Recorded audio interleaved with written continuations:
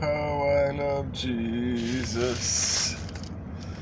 So, Francis Chan was on, and I saw him actually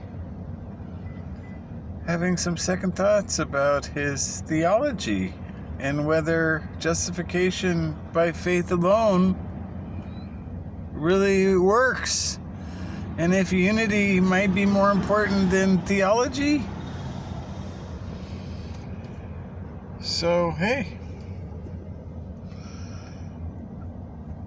maybe he's waking up. Let's all pray for Francis, because see, justification by faith alone is a beautiful doctrine, and it does fit beautifully the way it sounds like that. But the thing about it is that if you take the golden rule and the context of the Sermon on the Mount, it's got like equity. Justification by faith, equity, let's call it that.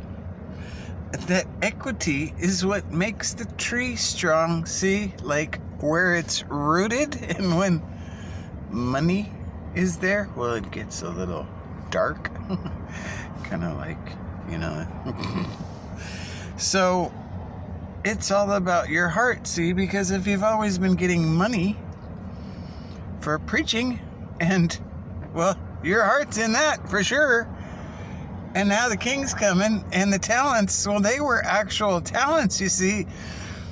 And Francis, I think, more than anyone, at least, he's like tried to use his talent to teach. But see, he started with the cobwebs of John MacArthur, but he came out of that and realized it couldn't work that way. He didn't want to be a master. So he's still studying, and he's humble and poor in spirit, and saying, well, maybe, I don't know, because there's a lot of people that, how do we really need to make them know which Jesus, how? And that would be part of waking up, especially if you start reading the book of Matthew and realize there's only one that's a king, and there's only one way he saves.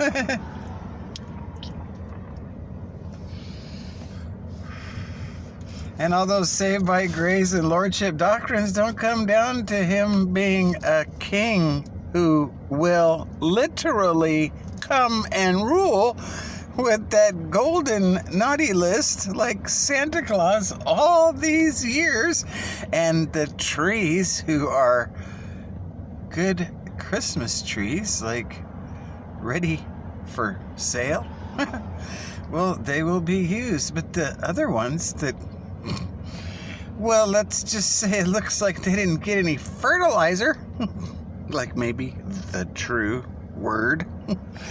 Well, those ones, well, I don't know if they'll be pillars at the beach or what, but they won't be too useful to the king, see, because he's got 72 million born above that were aborted and deleted here, along with the younger ones are probably most of the rest that aren't too beastly here, that think, oh, burn that one up, Lord. He's not good like me. I'm so special to you. That's why you justified me by faith alone.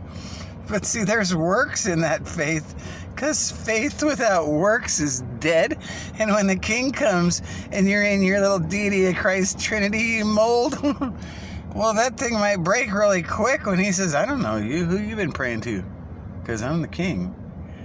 And if you ain't praying to a king or talking about a king, then you are with a prince, which would mean you need to read Daniel 10, where the princes were ruling, and that's why Daniel prayed 21 days straight. So, if you get your sights set on the king, then it's all good. So like Francis, hey, Shaka bra, get on the team. We are the King's team, and we're with the Chargers, not the Dividers and Chiefs. And it looks like you're trying to figure that out, but I know you've been, trained in those cobweb ways. So just get Michael, row your boat ashore. Alleluia. See, Michael means who is God, and Alleluia means come, Jesus, come, like King, your kingdom come, your will be done on earth as it is in heaven, because heaven's going away, you see. So if you're trying to go there, I don't know what that part of your theology says, but it would be nice if you just get on the right team. Then we can all be together in the kingdom, or otherwise, I don't know where those UFOs of the rapture believers will go, but they won't be here, and there won't be a heaven there. So it'll probably be a pretty cold-blooded, self-love planet, I guess. Like Lucifer, he was so good at people saying, you know, you're so good like me, I need to take over. A lot of churches trying to do that right now.